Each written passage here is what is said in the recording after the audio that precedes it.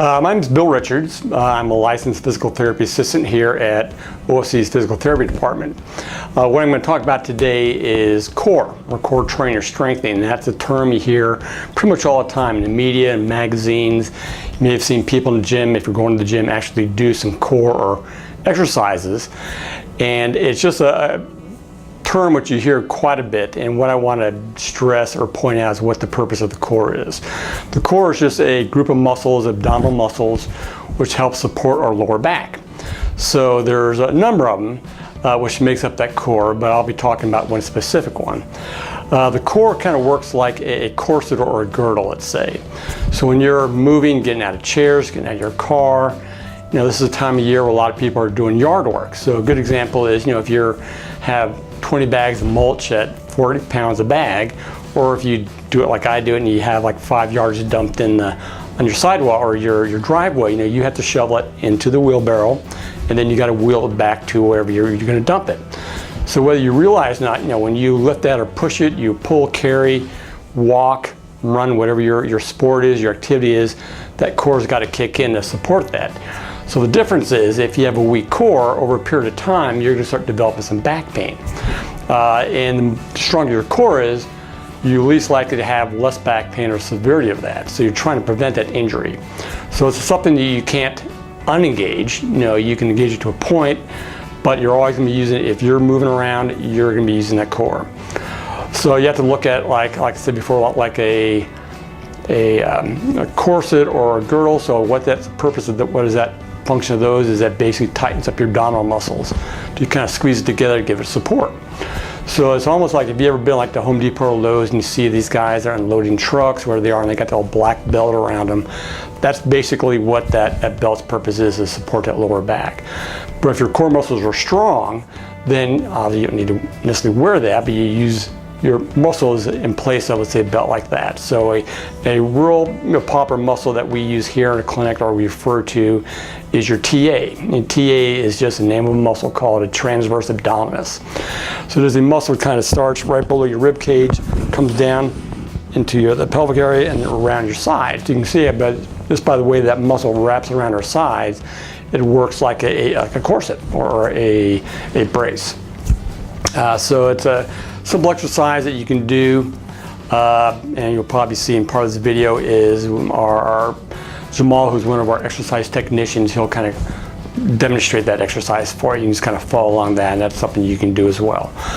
FYI, the plank, the world's record for the plank in the Guinness Book of World Records is 8 hours and 1 minute. So all you got to do, if you start now, a year later from now, if you just did 8 hours, 1 minute, 5 seconds, you can be in the Guinness Book of World Records. So food for thought. Thanks for spending time watching this video, and have a great day. All right, so Jamal's going to demonstrate how to do a plank. Now there's different levels of planks, and there are different varieties depending on how strong your core is and the skill level of the core strength that you have. So Jamal's going to do what we call a modified plank. So I want you to go in that position. So the key thing is, when you do this, you have the shoulders above the elbow, and basically you want to have a straight plane. So you can see his head's kind of propped up, so you want to turn your head so you're looking down, so that way you have a straight line going here to the lower back. Also, there's a divot here. You want to take that divot out. So this is where you kind of pull on your belly button. You kind of take that flat level out. So you can see now that the divot's not quite as there. He's engaging his core because he's pulling this in like a corset would be, or let's say somebody's a punch in the stomach, you tend to tighten your stomach. Kind of the same concept. So you take that there, take that arch out. As long as you have a straight plane from head to rear, that's what you want to do. So you want to do these, and you want to rest if you want. Usually these are done in repetitions. So maybe 20 seconds, 25 seconds, 3 times is a good place to start. If you have trouble where you feel like you're just kind of shaking all over, then obviously you want to cut down that time. And as your core gets stronger, then you can advance to a next stage of a plank, which is what we call a full plank. So Jamal, why don't you go ahead and do that. And this is where you can see he's going to be up on his toes. Nothing's down here. You can see his rear end's a little higher than his shoulders. You want to have him drop there. Have him tilt his head so he's looking down. That protects that neck. And again, you want to pull the stomach in. It's a nice flat line going from here to here. So the same thing, this is the next level of the modified. If you can't hold the modified for 30 seconds, then you probably want to stick with that until you can hold it for at least 30 seconds.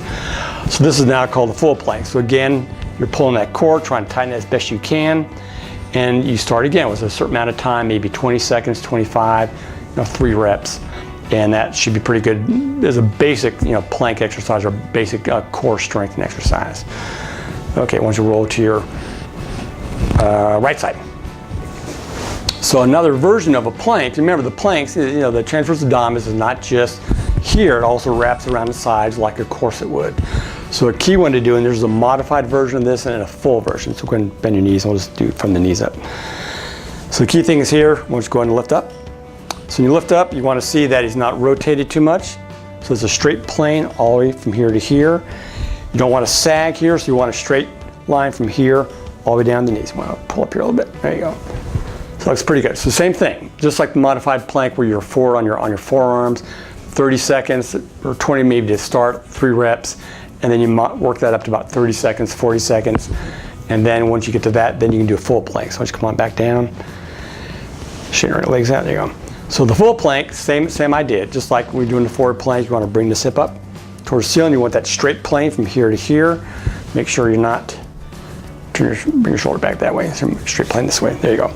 So the same thing. So you're pulling here, you're squeezing here, straight line from foot all the way up the shoulder. Again, the same thing, the same rules apply. 20 seconds maybe to start, 3 reps. And then work up to maybe 30, 40 of those, unless you really want to go all out and do a minute, like for all those, and you can do that. That's the basic exercise you're going to see, especially if you come here. For those that go to the gym, you probably see people doing it all the time in the gym, or personal trainers. Will tell you the same thing. So just a good core group of muscles to work on. You can go online. There's plenty of information out there as far as strengthening your core. And that's it. I appreciate you staying here with us and visiting us at OSC, and come visit the staff.